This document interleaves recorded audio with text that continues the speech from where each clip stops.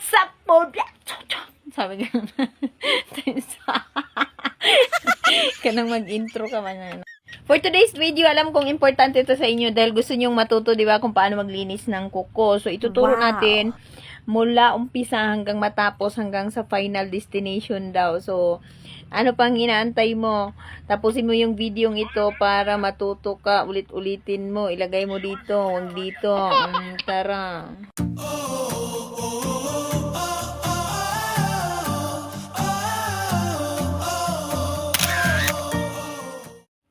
So, syempre, una, first step.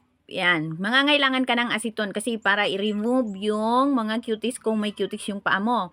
Kasi syempre, bago mo lilinisan, tatanggalan mo muna siya ng cuties. So, ganun yung ginagawa natin. So, binilis-bilisan lang natin. And then, after that, kung gusto mo naman ng shape ng kuko mo, kung gusto mo na square, oblong, ganyan. Kung square, ayan, syempre, puputulan mo. Nakadepende na yan sa'yo kung mamaya mo naputulan pagkatapos mo kuskusin. Ako kasi pinuputulan ko para hindi rin masayang yung panahon. So, iano na natin, in-nail file na natin yan. Parang, dire-diretso na mamaya paglinis niya. So, ganun lang naman ang gagawin, guys. Ganun lang kasimple ang maglinis ng kuko. So, in-nail cutter natin siya para maging square, ha? Square. Straight lang yung pagputol. Pati ang pag-nail file, straight lang din. Hindi mo pwedeng ipaliko-liko kasi nga, hindi na magiging square yun. So, lalagyan na natin ng cuticle remover para lumambot na yung mga cuticle niya. So, ayan, gagawin natin, kukuskusin na natin. Pero, syempre, dapat kung gagawa ka ng ganito, expert ka. Tsaka, kung nagpa-practice ka pa lang, mag-iingat ka, huwag masyadong mabilis. Mabilis ako kasi matagal ko ng trabaho to, more than 20 years na. Ito na yung binubuhay ko sa mga anak ko, 'di ba? So, ganyan na ako maglinis, guys. Yan, kukuskusin mo. Hindi ako masakit maglinis, ha? Kasi, parang pagmamahal lang din yan. Smooth, parang ganun. Pero, palagi naman tayong nasasaktan, eh, 'di ba? Kahit naman dahan-dahanin natin. So, ganyan yung gagawin. Ayan. So, ininipper na natin. Kikat mo yung gilid. Pero huwag, kasi kung pa-square yung gusto mo, huwag masyadong ikat sa gilid, ha. Dapat straight din yung pag-ano mo ng nipper. So, magtatanggal tayo ng mga cuticle niya kasi may mga cuticle siya. Ayan. Ganyan lang kasimple yung gagawin, guys, ha. Ayan. Talagang sinadya ko yan na mula umpisa hanggang sa matapos talaga. Binuo ko tong video na to. Medyo mataas-taas to, pero pagtiyagaan nyo lang kasi para matuto kayo. Kasi 'di ba, tutorial nga eh. Paano ka naman matututo kung may cut-cut yung mga ano. So walang cut 'yan, ha. Buo talagang video 'yan na ginawa ko para sa inyo, para matuto kayo.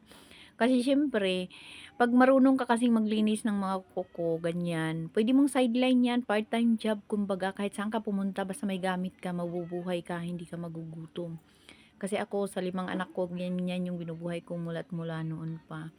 Kaya, ako, magdala-dala lang. Ayan. So, pagkatapos natin kuskusin yung ganun, tatanggalan mo na syempre ng mga dumi-dumi sa gilid. Ayan. Pero dahan-dahanin mo, ha, para babalikan ka ng customer. Hindi pwedeng, ka lang, paturagas ka ng trabaho. Kaya, di yung kabalikan sa imong customer, na tingala man, asa pa'y kwartahon ni mo karong sunod, kung sakit ka maglimpyo. Ako manggod, ako maglinis eh. Hindi ako masakit. Parang pagmamahal nga, hindi ako masakit magmahal. Pero lagi naman akong iniiwan. O, ayan. Tanggalan natin ang dumi. Pagkatapos niyan, lalagyan mo syempre ng martayulit pagkatapos mong tanggalan ng mga dumi-dumi sa gilid. So, ininil file natin siya ng konti para maging hamis. Hindi man pwedeng hait. Kaya papangit din eh. So, ganyan yung ginagawa ko, ha. Ayan, sundan nyo lang yung mga bagay-bagay na ginagawa ko para matututunan ninyo kung paano yan. So, tatagalogin na nato at saka bibisayaon na nato. Kaya bisaya man ta, napunti Tagalog ginagmay. So, gibutangan na nako siya og martayulit, di ba? Pampapula og kuko. Pero nakadepende din yan sa inyo. Kung ayaw nyo naman mapulang-pula, so hahaluan nyo siya ng cuticle remover. So, ngayon, ang unang ginagawa ko, guys, pag naglilinis pala talaga ako, pagkatapos ko nang nalinis lahat, una kong nilalagay is yung white. Yung colorless. Alam niyo kung bakit, anong rason. Lalagyan natin yan para hindi mangitim yung kuko mo. So, bago mo ilagay yung color na gusto mo, lalagyan mo muna siya ng colorless, ha? Tandaan nyo lagi. Yan. So, black yung napili na color ni customer. So, lalagyan natin ng black. So, nakadepende din yan sa color ng black kung madali lang ba siyang ma-achieve mo yung color. Minsan kasi mayroong first coating, second coating, third coating. Saka mo lang ma-achieve. Pero, nakadepende nga siya, diba? So, lalagyan natin siya. 2 coat lang tayo sa bagay na yan. Kasi, para makukuha mo yung kulay na hinahanap mo, black. Kasi, naman, hindi naman siya masyadong So, square yung kuko niya, nakikita nyo, di ba? So, ginawa nating square yan na pudpod. Yan. Yan is square, ha? Yan yung square. Yan. Di ba?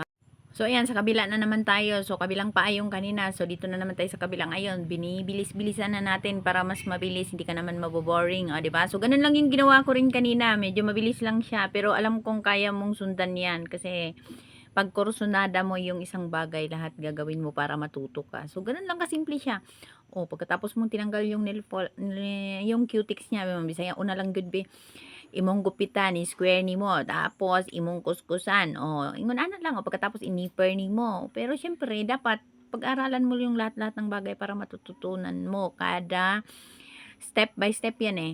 So ayan, mag-nipper tayo. So dandaanin mo lang ha. Dapat hindi ka pataka ng ipit-ipit dyan kasi masugatan mo si customer, hindi ka na babalikan yan. So, wala ka ng pera sa susunod. Kaya dapat talaga pag nagtatrabaho ka, mahalin mo yung trabaho mo. Yung dedikado ka sa mga bagay na ginagawa mo, yung love mo, mamahalin mo. Kasi, once na mahal mo yung trabaho mo, maganda yung resulta niyan eh. Kagaya lang yan sa pagmamahal mo sa isang tao. Pag once na mahal mo, hindi mo niluloko, maganda yung takbo ng relasyon ninyo. Pero pag nangluloko ka, naku, wala talaga.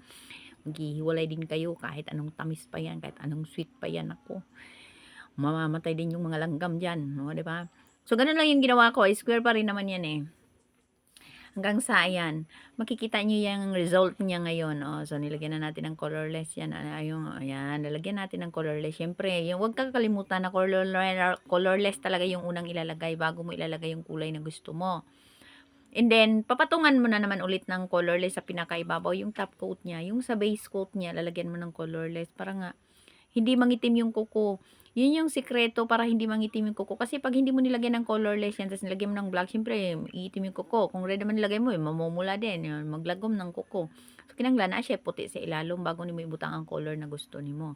So, ganun lang kasimple ang paglilinis, guys. Kung gusto mo talagang matuto, panoorin mo ng buo yung video na to kasi nandito lahat kung paano. So, ganyan lang ang ginawa ko, 'di ba? Ganun lang kasimple. Nung una nahirapan ako noon nung nagpa-practice pa ako, pero ngayon kahit pikitan ko pa 'yan eh. Ganun lang, 'di ba? Hindi naman mahirap eh pag gusto mo yung bagay, tsaka mahal mo yung ginagawa mo, hindi siya mahirap. Kaya ayan yung resulta niya. O nakikita nyo, 'di ba? O maganda na.